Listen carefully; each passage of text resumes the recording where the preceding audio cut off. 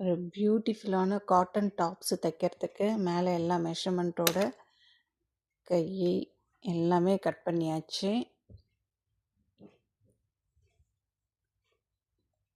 இந்த மாதிரி தான் நெக் வரப்போகுது.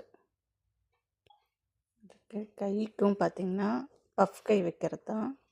அதுக்கும் அழகாக வந்து கட் பண்ணி வச்சுருக்கேன். இங்கே தெரியுதா பாருங்கள். இதுதான் கைக்கு.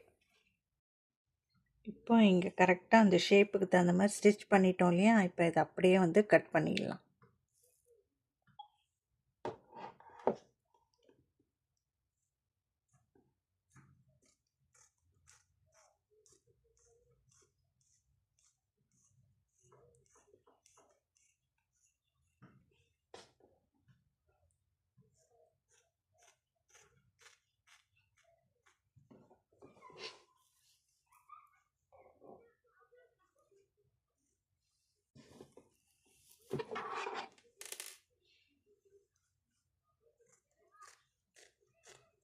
ஸ்டிச்சஸ் போட்டுக்கலாம். அதுவும் மெயினாக வந்து இந்த இடத்தாண்ட அப்போ தான் டேர்ன் பண்ணுறதுக்கு அந்த ஷேப் வந்து கரெக்டாக ஈஸியாக வரும். அந்த தையலை வந்து டச் பண்ணாத அளவுக்கு நம்ம இந்த கட் பண்ணணும். அவ்வளோதான். இப்போ வந்து இதை பேக் சைடில் டேர்ன் பண்ணிக்கலாம்.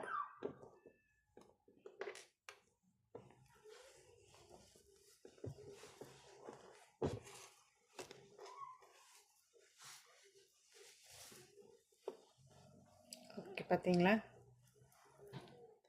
பர்ஃபெக்டான நெக் நமக்கு கிடச்சாச்சு.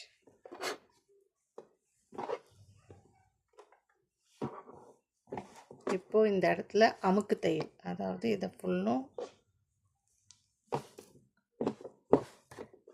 அது போட்டாக்க பேக்கும் வந்து ஸ்டிச் பண்ணியாச்சு. இப்போ வந்து ஷோல்டரை எப்படி வந்து ஜாயின் பண்ணலான்னு பார்க்கலாம். இந்த ஷோல்டர் ரெண்டும் ஜாயின் பண்ணணுன்னா இப்போ இது நல்ல பக்கம் பர்ஃபெக்டாக இருக்கிறது. இது பேக் சைடு, அதாவது பேக்கில் இந்த துணி வச்சுருக்கோம் இல்லையா, அந்த பக்கம். அதையும் இப்படி ஜாயின் பண்ணாக்க எடுத்து விடும்போது கரெக்டாக இருக்கும். பார்த்திங்கன்னா இங்கே கரெக்டாக. இப்போ பார்த்தீங்கன்னா இதை பின்னாடி இப்படி பண்ணோம்னா பார்த்தீங்களா, பர்ஃபெக்டான ஷோல்டர் பின்னாடி சைட் பாருங்கள்.